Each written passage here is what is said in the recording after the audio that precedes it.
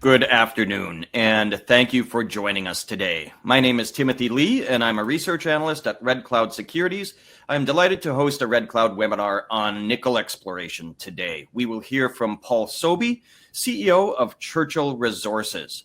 During today's webinar, he will provide an overview and outlook. Then we will take questions. You can type your questions into the chat box at any time, and we will get to as many as we can. Before we kick things off, first we need to discuss some fine print. During this Churchill webinar, forward-looking statements may be made. I would direct listeners to the company's forward-looking statements disclosure outlined on page 2 of the Churchill corporate presentation, and that can be found on the company's website, churchillresources.com. For Red Cloud Securities, Inc., I would highlight that this webinar is for information purposes only. It should not be considered a solicitation or recommendation to buy or sell securities. We note that this call does not consider the particular situation or needs of individual investors. Participants should rely on their own investigation and seek their own professional advice before investing. Please see our most recent research located on the Red Cloud Research website for specific disclosures pertaining to Churchill. So we have Churchill presenting today. Churchill is focused on nickel as well as accompanied copper and cobalt exploration in Newfoundland and Labrador. They also do have some legacy diamond projects, but the focus is currently on the nickel side. With that, I now turn it over to Paul to update our audience on the company. Great. Thank you, Tim, and welcome everyone. We're having a little bit of a technical problem, so I am going to share a screen and we'll do it the old-fashioned Zoom way here. So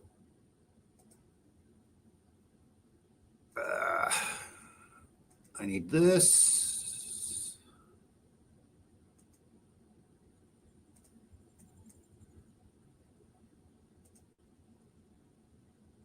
Hopefully you are seeing that now.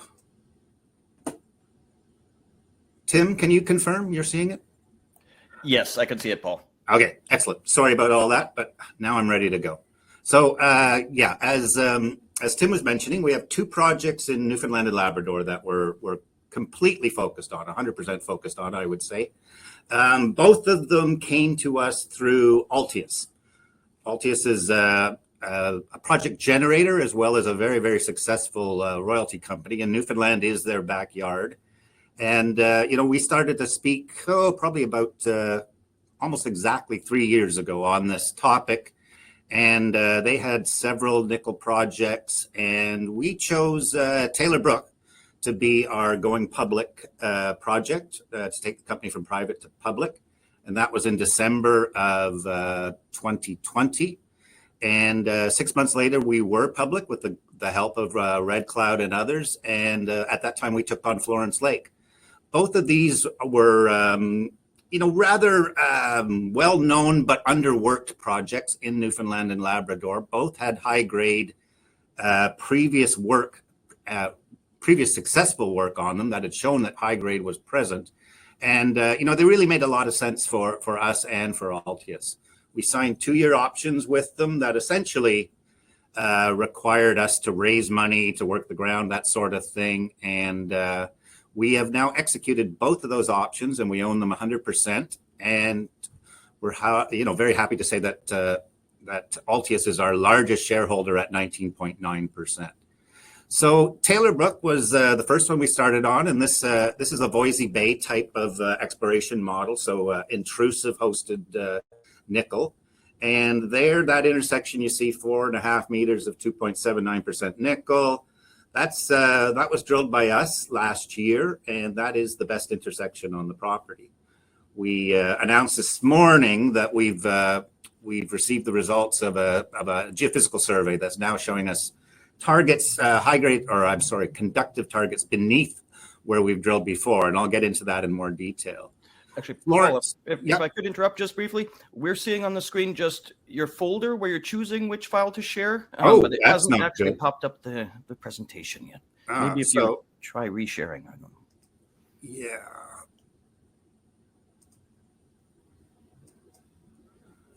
Let's turn this off and start again. Sorry, everyone.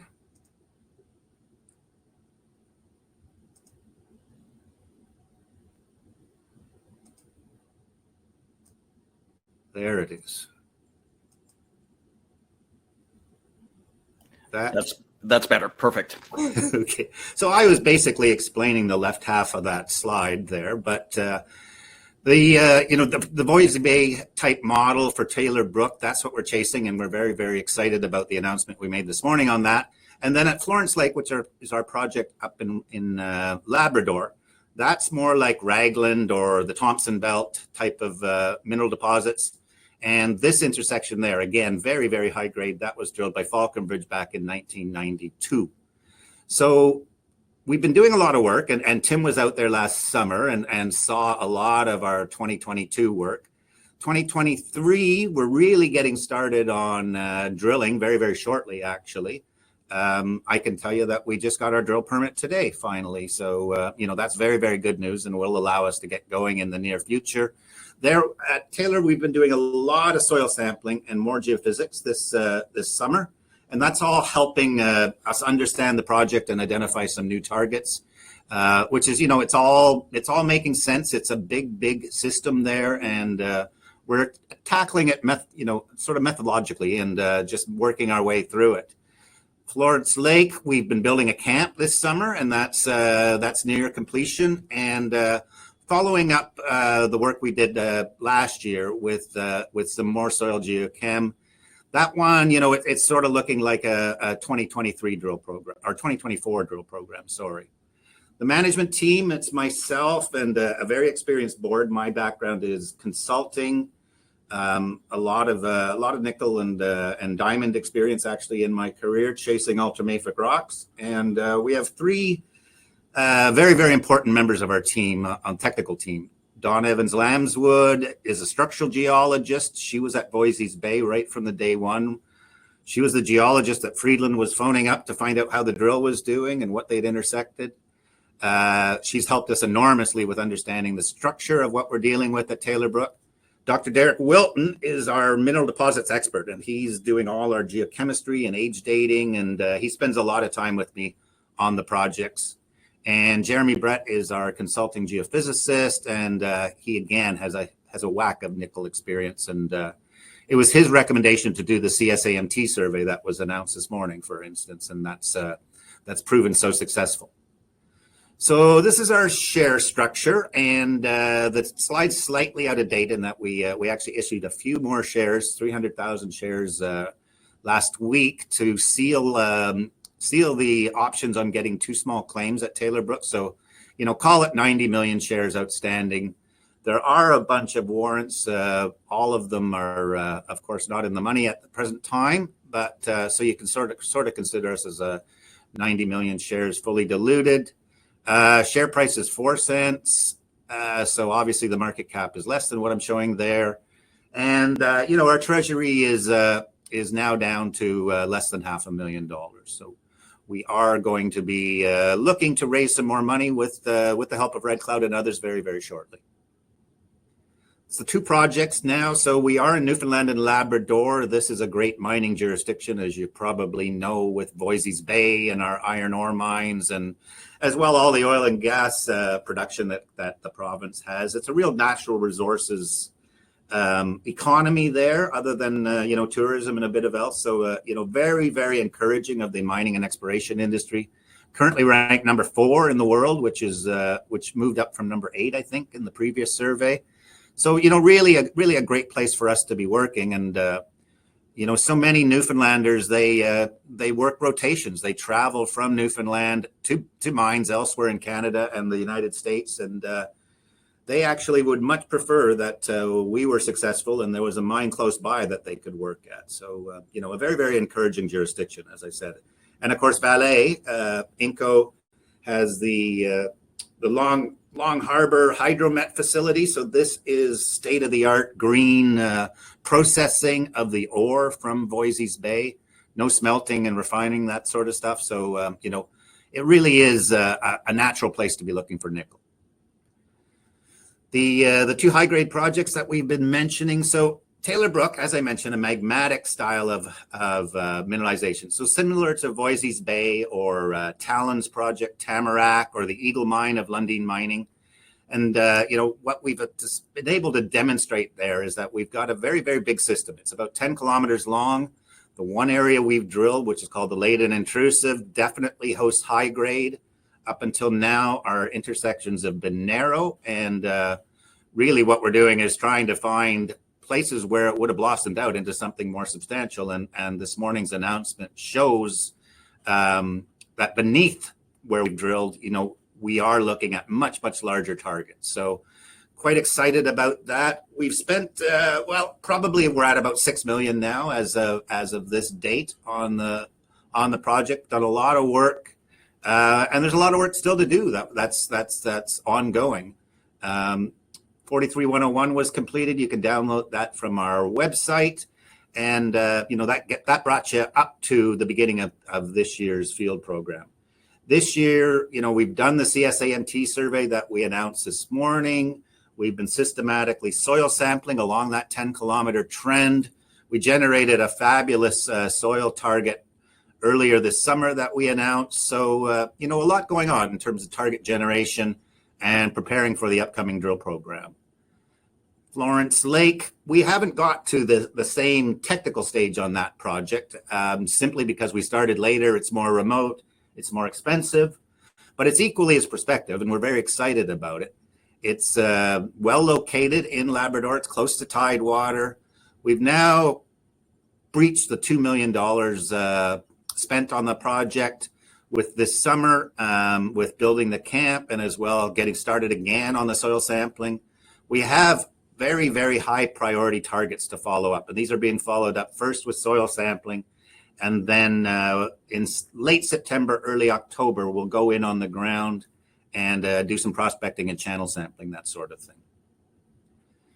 These types of deposits are rather rare in the world. Of course, Canada is quite well endowed with the Raglan, the fabulous mine of Glencore, with Voisey's Bay and Thompson, owned by Vale, and of course Sudbury, owned by both of them.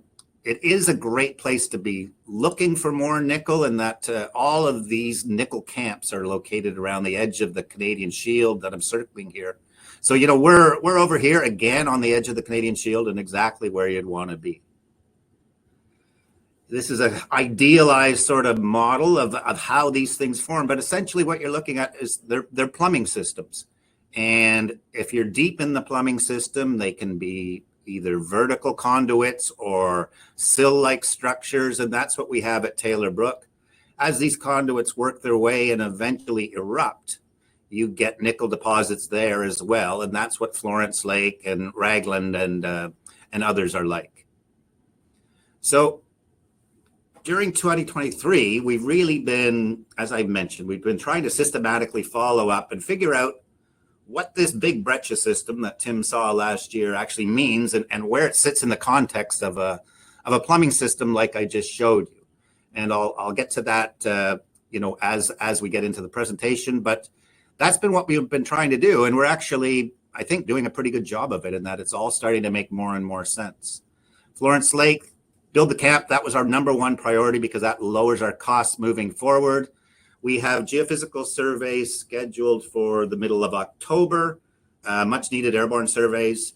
And then, as I mentioned, we're following up with soil sampling and some prospecting this fall.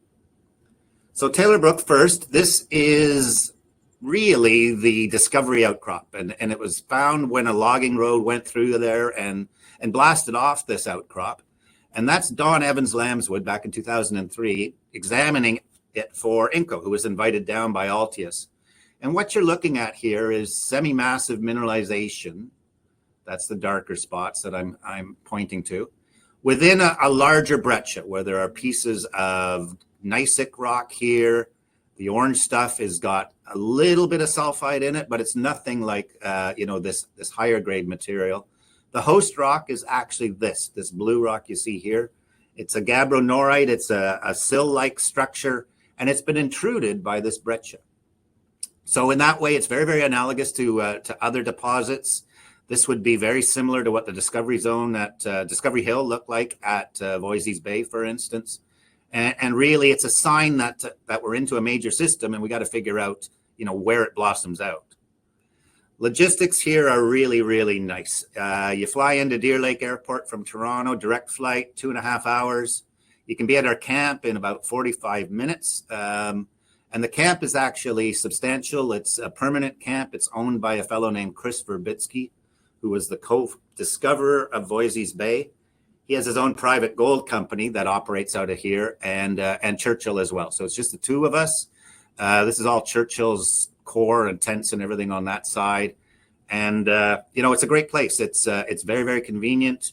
It's also within about 25, 30 minutes of the prime area that we've been drilling on logging roads. So, it really, really lowers our transport time in terms of getting things done.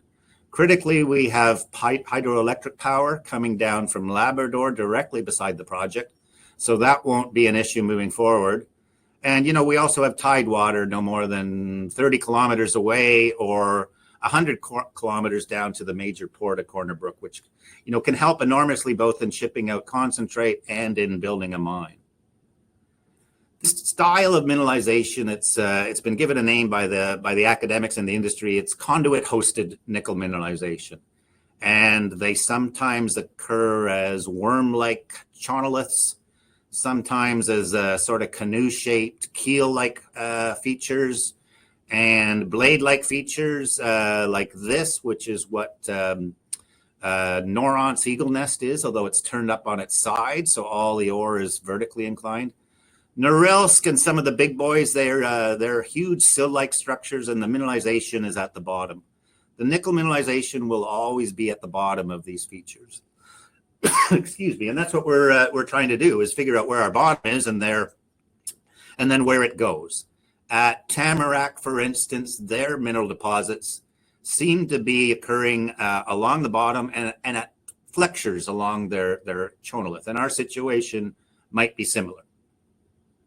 Geologically now, these pink rocks here, this is the very edge of the Canadian Shield. So this is the Grenville province here, the same as Quebec, same as Muskoka area of Ontario. It ends right here. There's a major rift valley, and then you get into all of the younger rocks that were added on to form the island of Newfoundland. So a very, very active region tectonically. This is perfect for nickel deposits. That's where you want to be, at the edge of a craton, and an area that's seeing a lot of activity, magmatic activity.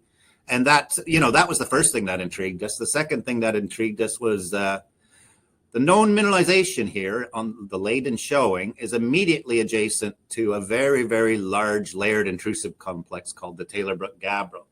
Now, this was regarded by others as not being significant, in that the Taylor Brook Gabbro is quite young. It's only 430 million years old, whereas the Grenville rocks here range, from about 1 billion years up to 1.6 billion years old.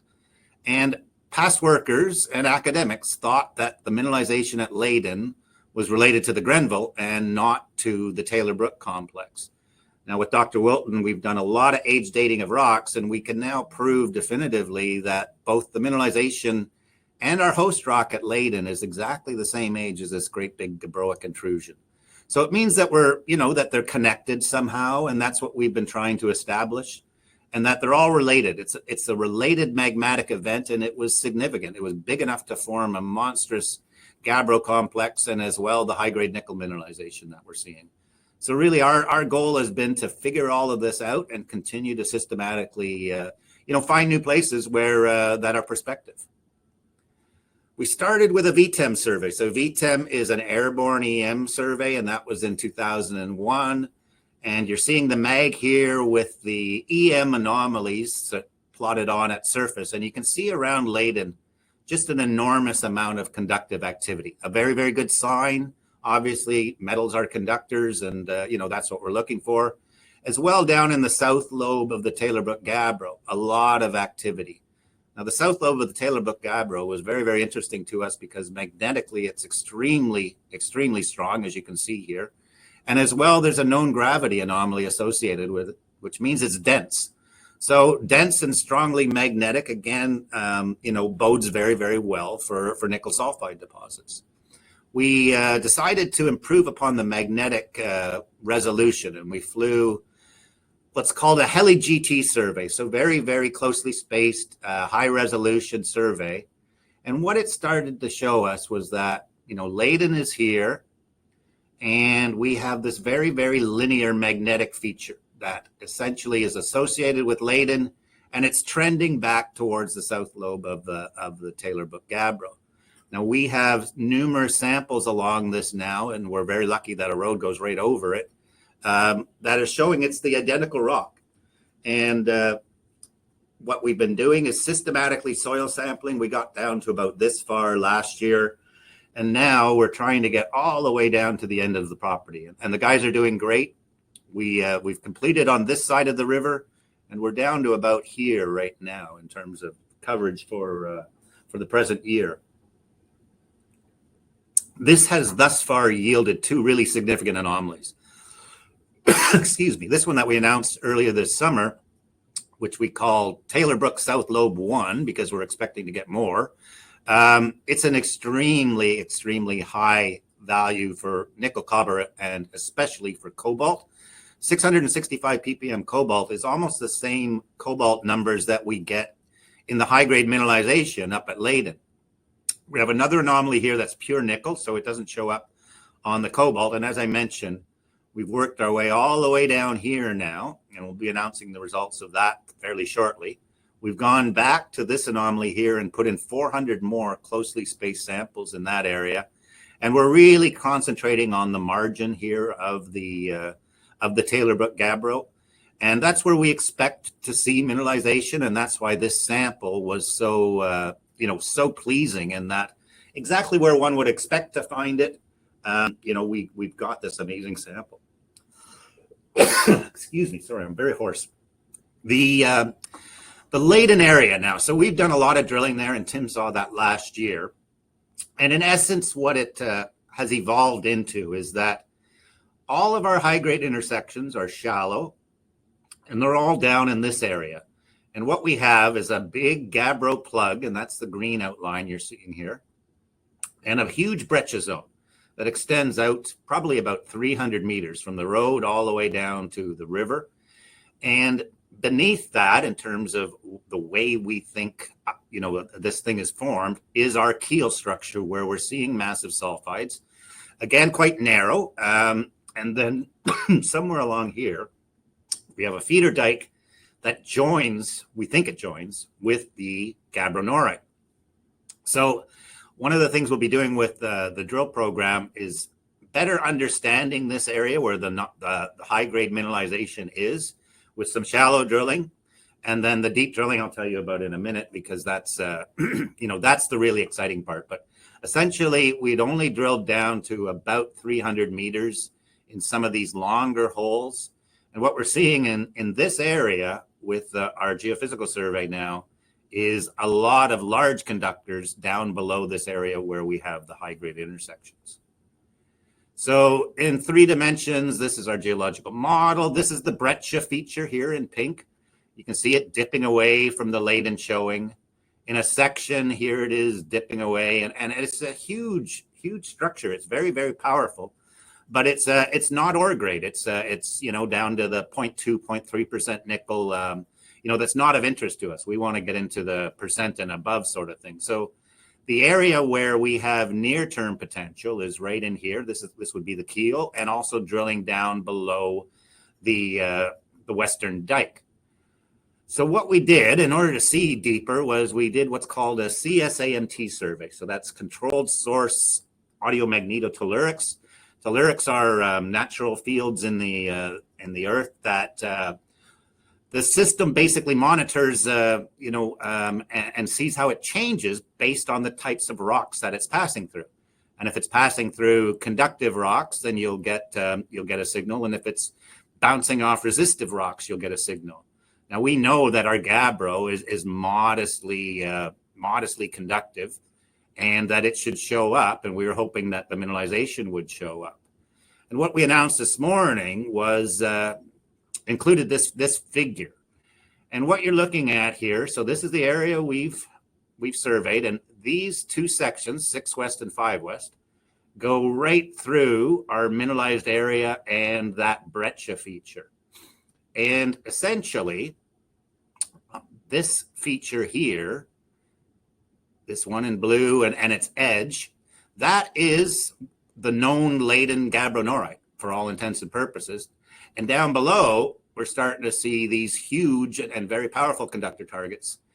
In 3 dimensions, it looks like this. They're all oriented down on the south, basically. Line 5 west, you see we have a shallower one there that indeed we can lengthen this hole as one of the very first things we'll do on the drill program this fall in order to tackle that. So this is very, very good. What it's showing us is that our Leyden gabbronorite is a huge whack of magma. So I've just circled it there. This is the basement rocks. This is basement down here. And, you know, we always thought that Leyden was part of something larger. And now we can show that it extends to depth, that we do have targets, and they're quite compelling. And we have targets on every line on this survey, except out in the extreme east here. So it's all making a lot of sense. We'll be deep drilling in this area later this year. And, you know, this one, for instance, is at least 100 meters thick, which is very exciting. Within, I mentioned the structure and how Dawn helped us so much. And this is a drone image of Leyden. So the Leyden showing's right here and the high grade is there. And what you're seeing here, which is really neat, is folding. And so we know that our gabbronorite, including the mineralization, is folded, and it's also plunging or dipping over to the east towards the Taylor Brook gabbro. And when you look back on this, our geophysicists believe that these features here, what you're seeing is the same folding pattern.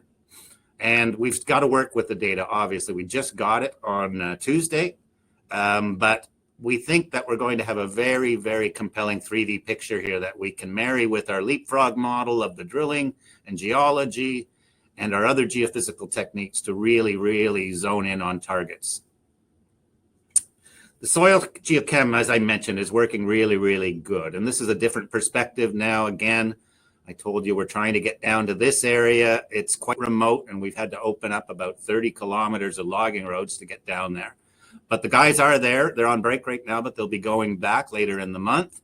And as I mentioned, we did about 400 follow-up samples in this area. This will be upgraded to a drill target, I think, very, very quickly. With more line cutting, more geophysics, the same sort of survey.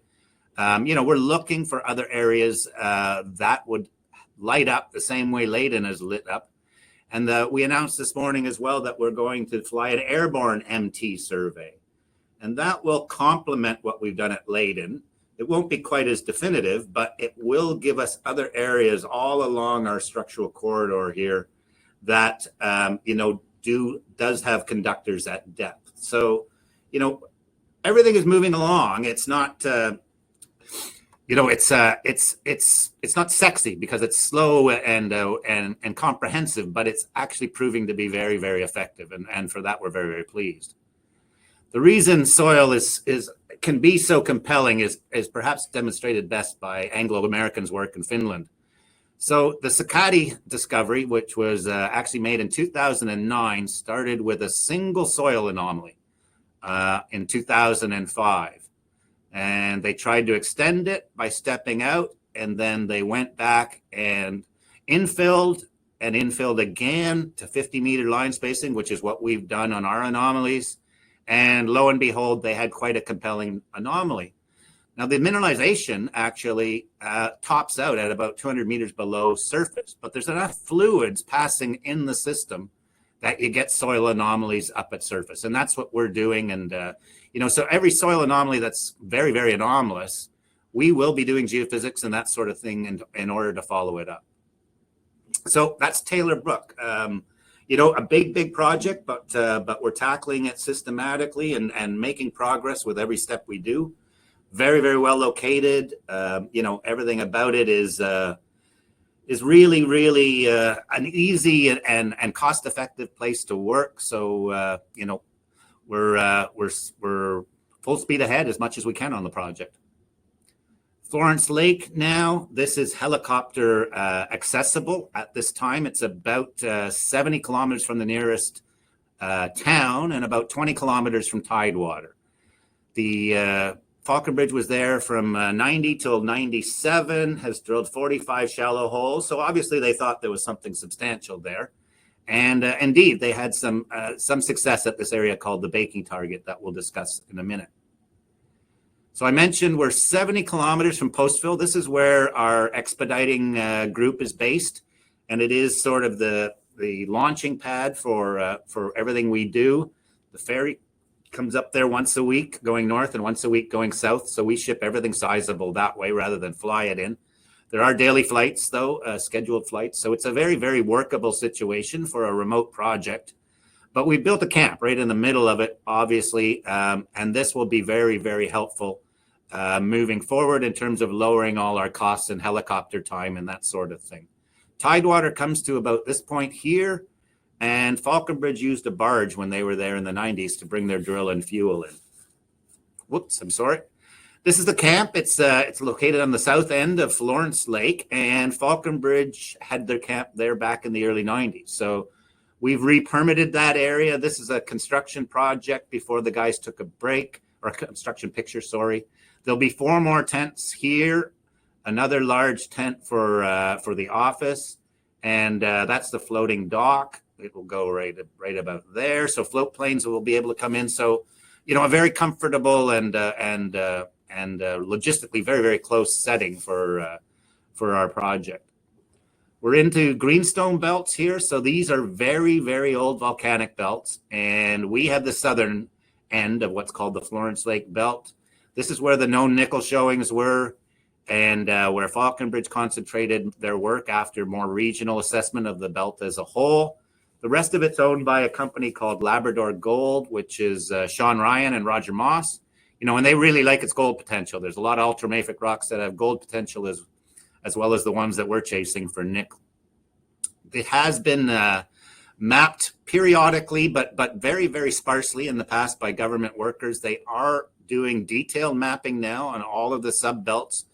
And one of the critical things they found is that tops are to the west, tops are to the east, and the older rocks are to the west. And that's very, very important for the types of deposits we're looking for. You can see on the Bakey subbelt, all of Falconbridge's showings are along the east side of the belt, which, if the mapping is correct, means that they're at the top of the sequence rather than the bottom.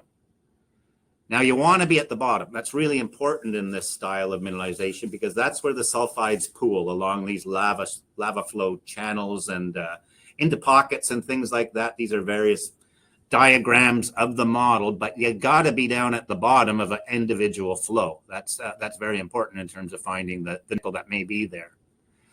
We have massive sulfide mineralization. This is some shiny core that's in my office, actually, that we quartered the core that Falconbridge had sampled. And, you know, this interval is 8% nickel over 1.25 meters. You can see the massive sulfide here. It's beautiful stuff, very, very typical of this style of deposit. The core remains there for us to do more work on, and we're actually quite interested in doing that because during the course of writing the 43-101, Dr. Wilton started doing geochemical analysis of all of Falconbridge's rock samples. And what we found is that there's a broad suite of very, very prospective ultramafic rocks there for nickel that come from Falconbridge's own database. But of course, this research post-dated Falconbridge's exploration work on the project, that they might not have been aware of this aluminum undepleted komatiite relationship to nickel deposits. So we're quite excited in that we're finding them everywhere. At Bakey, they did do a lot of drilling. You can see that they've the little deposit here has been drilled a number of times. That intersection I showed you was from this hole, 9602, which was a deeper intersection, 2.02% over 7.9 meters. That 8% interval was at the bottom of it.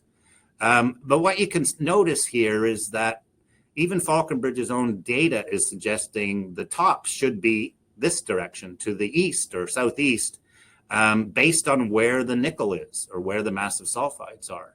So even that is being hinted at. And that combined with the government mapping and the fact that we are finding really, really prospective rocks down in the older or down in the western part of the belt is all, further grist for the mill, and that, really the place to be looking on this project is down here, and Falconbridge focused up in the upper part of the eastern part of the belt. That's probably why Bakey is so small. It's a perched little late intrusion as opposed to the main event. So we flew our VTEM survey there last year and got a whack of conductivity, including a lot of conductivity along the top of the belt, but a lot more down in areas that Falconbridge never really looked at. This is some work done by Altius, which is quite interesting in that they were looking at till sampling to try and characterize this type of mineralization. And they're looking for sulfide grains in the till concentrates. And yes, they got pentlandite, the nickel mineral, up ice of Bakey. Bakey is right here, I think. Yeah. So yeah, they got a little bit of pentlandite up there. But in very, very sparse sampling out here, they also got pentlandite in the what we're calling the older rocks. And that's very, very important. Pentlandite just doesn't travel. It doesn't travel very far. It wears down very, very quickly. So the fact that it's been found out there in till concentrates, again, is very, very exciting for targeting the lower part of the belt. We did soil sampling last year and are continuing this year to tackle every single one of our conductors. This is just showing progress as of when the guys took a break last month, and we'll be back later this month to get the rest of it there. On our southern block, Falconbridge had very, very compelling soil anomalies too. Anything over 500 ppm nickel is extremely anomalous. And you can see from our soil work, we are getting that in a lot of places, including, places that are away from the known mineralization. So these are obviously become high priority follow-up targets. We, even in Bakey, we have conductors that Falconbridge never drilled that are quite interesting here and here. But we, as I mentioned, we kind of think Bakey is an upper peripheral feature as opposed to the main event. To my mind, this area here is quite exciting, where we've got conductors going all the way down to the bottom of the unit. So yeah, that's it. The team, it's myself.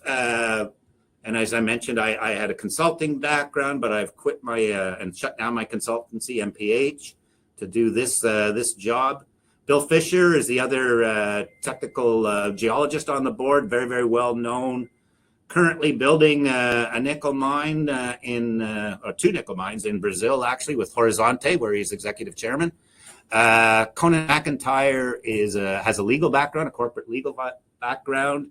New board member Jessie Liu Ernsting is an engineer by background, a long time in the mining industry, and she actually was with Canada Nickel before her present job, which is with G Mining, who's building a gold mine in Brazil. The technical team I work most closely with are these three individuals, obviously, plus our prospectors, and Paul Robertson is our CFO. All of our technical people are local Newfoundlanders, I would add, and all of our labs, our drillers, all our contractors are as well. So yeah, that's where I think I'll leave it.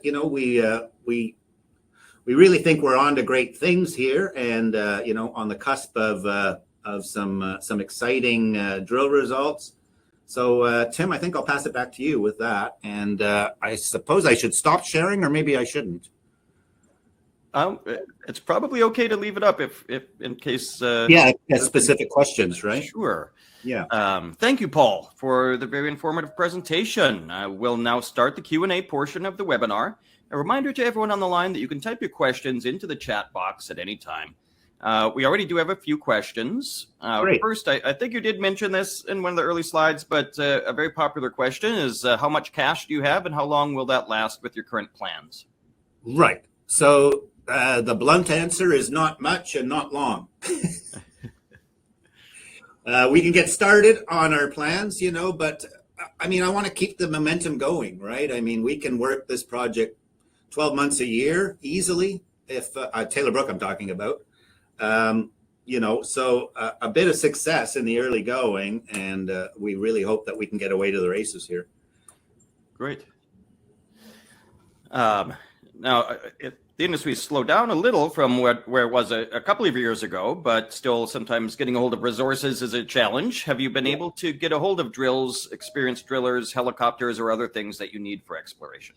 Yeah, we're very lucky in that our preferred contractors like to work with us and have sort of made themselves available.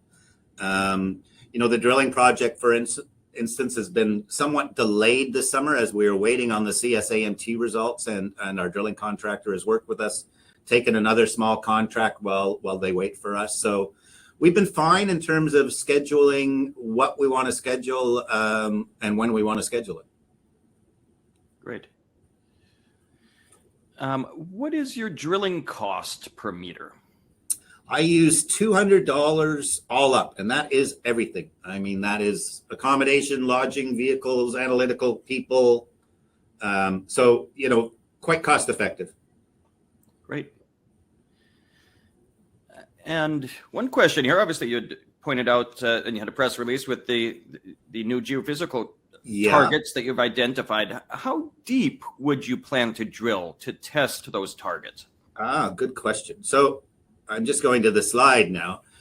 So it's difficult for you to see, but I mean, this one here is 1,000 meters down. Now, obviously, we'll start shallower, but this one here, which goes from, this is its continuation 100 meters over, is very, very compelling.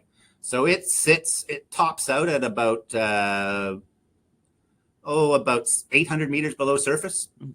So, I mean, obviously, we're going to work all these up.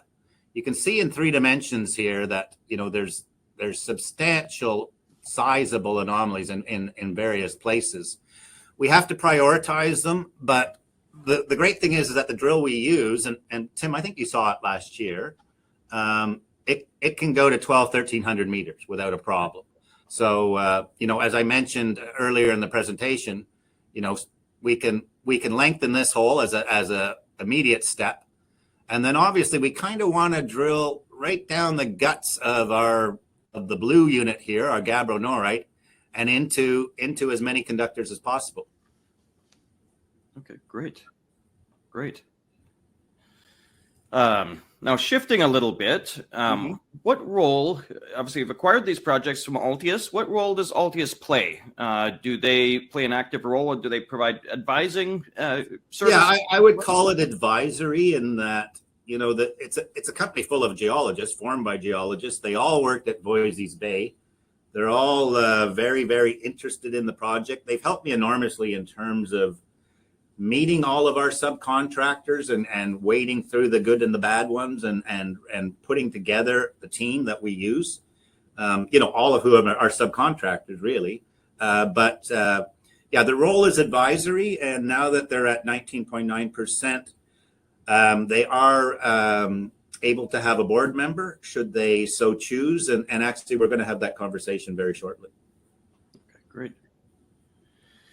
Now, in addition to the original property at Taylor Brook, you did acquire more ground to the south, right? And you did some geochemical work there. What did you see there, and what plans do you have for that area? Right. Okay. So this slide is actually out of date now, but you're right. We last year we acquired these 5 licenses from Altius. The primary reason I wanted them was for this license here, and that it obviously had the extension of our latent intrusive trend as well as the south lobe of the Taylor Brook gabbro. But the entire belt of licenses was actually prospective for gold or for any such thing. Plus, it was underlain by this regional gravity anomaly.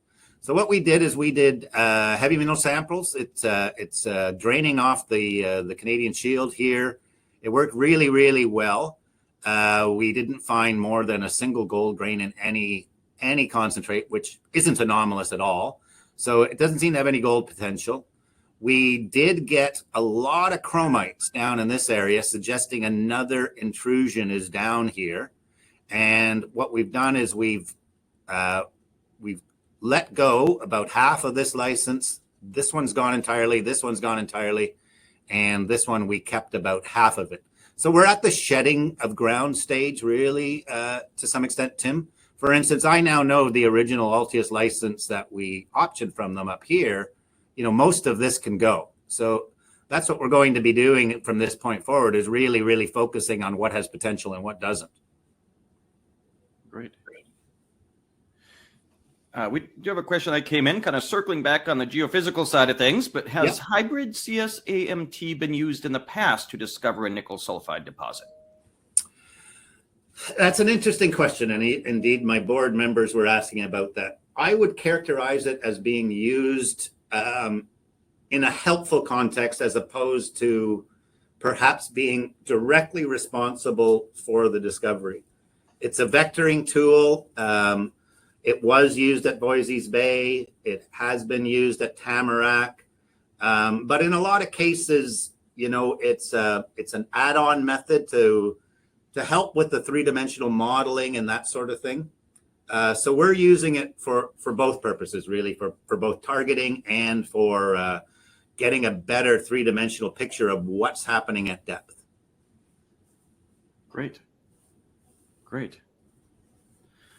All right, well, I think that's all the questions we have. I guess just one question I would ask, just kind of in review, what news might we expect to have over the coming weeks and months from Churchill? Well, I would hope that during October would be, news that we've commenced drilling, and that, we would start to have drill results. As well, I'm expecting a huge whack of soil samples results, in the coming weeks. That sort of stuff at Taylor Brook.